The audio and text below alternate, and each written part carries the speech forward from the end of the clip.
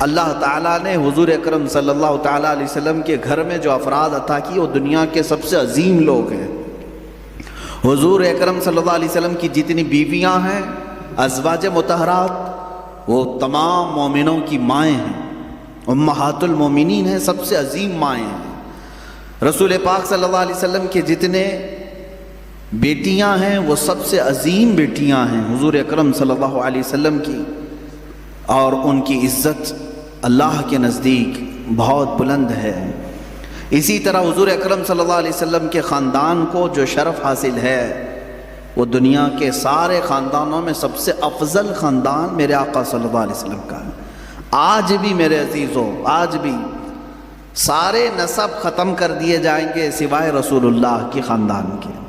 سادات جو ہوں گے، آج بھی جو سید ہوں گے میرے آقا صلی اللہ علیہ وسلم کی نسل سے، ان کا احترام ہم پر واجب ہے، ان کی تعظیم و تکریم ہم پر واجب ہے، اس لیے کہ رسول پاک صلی اللہ تعالیٰ علیہ وسلم کے گھر سے جو ان کی نسبت ہے یہ نسبت ہی ہمارے لیے بہت بلند ہے۔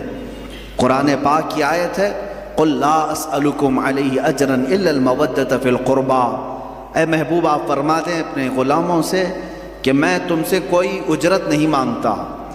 رسول پاک صلی اللہ علیہ وسلم نے ہم سے کوئی معاوضہ مانگا ہے؟ حضور اکرم صلی اللہ علیہ وسلم کی بدولت ہمیں ساری نعمتیں ملی ہیں، ان کے صدقے میں سب کچھ ملا ہے، بدلے میں حضور نے کچھ مانگا ہم سے؟ قرآن خود یہ کہہ رہا ہے کہ اے رسول آپ فرما دیں کہ میں تم سے کوئی چیز نہیں مانگتا، بدلے میں کوئی چیز نہیں طلب کرتا، مگر اتنا کہ تم میرے اہل بیت سے محبت کرو۔ الا المودۃ فی القربى، رشتہ داروں سے، حضور اکرم صلی اللہ علیہ وسلم کے گھر والوں سے محبت کرنا، اس کو تو رسول کریم صلی اللہ تعالیٰ علیہ وسلم نے بھی اظہار فرمایا۔ ایک حدیث ملتی ہے من مات علی حب آل محمد مات شہیدا، جو حضور کی آل کی محبت میں، حضور کے گھر والوں کی محبت میں انتقال کر گیا دنیا میں، اسے شہادت کا مقام عطا کیا جاتا ہے۔ اہل بیت کی محبت شہادت کے مقام کو پہنچاتی ہے۔ عزیزان گرامی، رسول پاک صلی اللہ علیہ وسلم کی اہل بیت میں کون ہیں؟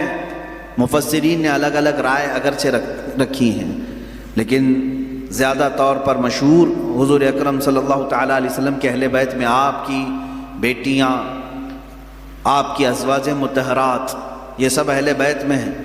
ان میں سے بھی اخص جو خاص اہل بیت ہیں وہ سیدہ کائنات فاطمۃ الزہرا رضی اللہ تعالیٰ عنہا، مولا علی کرم اللہ وجہہ الکریم، اور آپ کی اولاد حسنین کریمین رضوان اللہ تعالیٰ علیہم اجمعین، یہ سب اہل بیت میں سے ہیں۔ بلکہ ان کی اولاد جو بھی قیامت تک ہوگی وہ رسول پاک صلی اللہ علیہ وسلم کے اہل بیت میں سے ہوں گے۔ نبی کونین صلی اللہ تعالیٰ علیہ وسلم کی اہل بیت، ان کی عزت، ان کا احترام ہمارے لیے ضروری قرار دیا گیا، اور جو حضور کی آل سے بغض رکھتا ہے، ہلکی عداوت بھی رکھتا ہے، دشمنی رکھتا ہے، اس کا خاتمہ برا ہوگا۔ الا ان مثل اہل بیتی کمثل سفینۃ نوح من رکبها نجا ومن تخلف عنها ہلک۔ رسول پاک صلی اللہ علیہ وسلم ارشاد فرماتے ہیں آگاہ ہو جاؤ، میرے اہل بیت کی مثال نوح علیہ السلام کی کشتی کی طرح ہے۔ نوح علیہ السلام کے زمانے میں سیلاب آیا، طوفان آیا، اور اس وقت اگر کوئی نجات پایا تھا تو کون؟ صرف نوح علیہ السلام کی کشتی میں جو سوار ہوا، باقی سب ہلاک ہو گئے۔ پوری دنیا میں پانی بھرا تھا، سب ہلاک و برباد ہوئے، سوائے اس کشتی کے سواروں کے کوئی نہیں بچا۔ تو اللہ کے حبیب صلی اللہ علیہ وسلم فرماتے ہیں میرے گھر والے، میرے اہل بیت نوح علیہ السلام کی کشتی کی طرح ہیں، جو انہیں تھام لیا وہ نجات پا گیا، جو ان سے دور ہوا وہ ہلاک ہو جائے گا۔ اہل بیت سے جو نفرت کیا یا ان سے دوری اختیار کیا وہ ہلاک ہو جائے گا۔ عزیزان گرامی وقار، یقیناً اہل بیت ہمارے لیے سر کا تاج ہیں، لیکن ساتھ میں ہمیں رسول پاک صلی اللہ علیہ وسلم نے اپنے صحابہ کی محبت بھی سکھائی ہے۔ حضور اکرم صلی اللہ علیہ وسلم کا یہ فرمان عالی شان ہے، اصحابی کالنجوم بأیہم اقتدیتم اہتدیتم، میرے صحابہ ستاروں کی مانند ہیں، تم جس کی بھی پیروی کرو گے ہدایت پا جاؤ گے۔ یہ میں کیوں آج عرض کر رہا ہوں؟ اہل بیت کا تذکرہ ہونا چاہیے، لیکن ساتھ میں نے صحابہ کا بھی ذکر کیا۔ وجہ یہ ہے میرے عزیزوں کہ کچھ جماعتیں ایسی ہوں گی جو صحابہ سے نفرت کریں گی، حضور پاک صلی اللہ علیہ وسلم کے صحابہ کو کافر کہیں گی، مرتد کہیں گی، باغی کہیں گی، اور کچھ جماعتیں ایسی ہوں گی جو اہل بیت کو گالیاں دیں گی۔ صحابہ کی محبت تو دکھائیں گی لیکن اہل بیت کو گالیاں دیں گی۔ حضرت فاطمہ کو کہتے ہیں وہ بغاوت کرنے والی ہیں، حضرت امام حسین کے بارے میں کہتے ہیں انہوں نے یزید کے خلاف بغاوت کیا۔ یہ دونوں جماعتیں گمراہ ہیں، جو اہل بیت کی نفرت پالتی ہیں یا صحابہ کی نفرت پالتے ہیں۔ یہ دونوں جماعتیں ہیں، گمراہ ہیں۔ ان میں درمیانی جماعت وہ ہے جس کو مسلک اعلیٰ حضرت اہل سنت و جماعت کہتے ہیں۔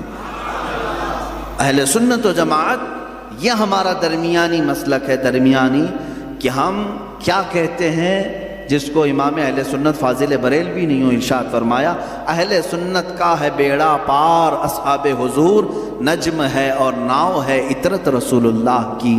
یہ اس شعر میں نجم کا نام آیا ہے، ناؤ کا نام آیا ہے۔ نجم کہتے ہیں تارے کو، نجم کس کو کہتے ہیں؟ ستارے کو، اور ناؤ کشتی کو کہتے ہیں۔ اعلیٰ حضرت فرماتے ہیں ہمارا بیڑا تو پار ہے الحمدللہ۔ صحابہ کو حضور نے کیا فرمایا؟ میرے صحابہ ستاروں کی طرح ہے۔ اہل بیت کو کیا کہا حضور نے؟ کشتی کی طرح ہے۔ اعلیٰ حضرت فرماتے ہیں ہمارے پاس تارے بھی ہیں اور کشتی بھی ہے۔ ہاں، تارے رات کے وقت اندھیرا ہو جائے تو پہلے کے زمانے میں تاروں سے ہی راستہ طے کیا جاتا تھا۔ آج بھی یہ تارے اور کشتی کا کیا ملاپ ہے میں آپ کو بتاؤں۔ اتنی ٹیکنالوجی ترقی کر گئی، پھر بھی جانتے ہیں آپ جو شپ آج سمندروں میں چلتی ہیں، جو جہاز، بڑی بڑی جہاز ہیں سمندروں میں چلتی ہیں، سمندر میں وہ راستہ کہاں سے؟ کوئی روڈ بنا ہوا ہے؟ کوئی ٹریک بنی ہوئی ہے؟ کیسے وہ چلتی ہیں؟ برابر رخ کیسے لیتی ہیں؟ پورے جہاز کو، پوری کشتی کو ستاروں پر چلایا جاتا ہے۔ آج بھی ستاروں پر راستے طے کیے جاتے ہیں۔ اب ٹیکنالوجی اتنی آ گئی اور روڈ اتنے بن گئے کہ کوئی اب راستہ تلاش کرنے کے لیے تارے دیکھتا ہی نہیں۔ پہلے کے لوگ سفر کرنے کے لیے بھی تارے دیکھتے تھے۔ ہر تارے کا ایک سمت ہوتا تھا، اس طرف یمن ہے، اس طرف شام ہے، اس طرف عراق ہے، وہ راستے اسی طرح سے طے کرتے تھے۔ اس لیے یہ دو چیزوں کا ملاپ بیان کیا گیا۔ سمندر میں اگر کشتی ہے تو تاروں سے اپنا راستہ طے کرتی ہے۔ میرے عزیزو، ہم یہ کہتے ہیں کہ صرف تارے دیکھ کر کے چلیں اور سمندر میں چلنا چاہے تو بھی ممکن نہیں ہے، اور صرف کشتی پر بیٹھ جائیں تارے نہ دیکھیں تو بھی ممکن نہیں ہے۔ اسی لیے اعلیٰ حضرت نے فرمایا اہل سنت کا ہے بیڑا پار اصحاب حضور، نجم ہے اور ناؤ ہے اطرت رسول اللہ کی۔ اللہ کے رسول کی عطا کردہ دونوں نعمتیں ہمارے پاس ہیں۔ ہم صحابہ کی بھی عزت کرتے ہیں اور اہل بیت اطہار کی بھی عزت کرتے ہیں۔ ان دونوں میں سے کسی ایک کو بھی ہم خطا کار، گنہگار، معاذ اللہ رب العالمین، باغی، اس طرح کے الفاظ ہم ہرگز نہیں استعمال کرتے۔ اہل سنت کا یہ موقف رہا ہے۔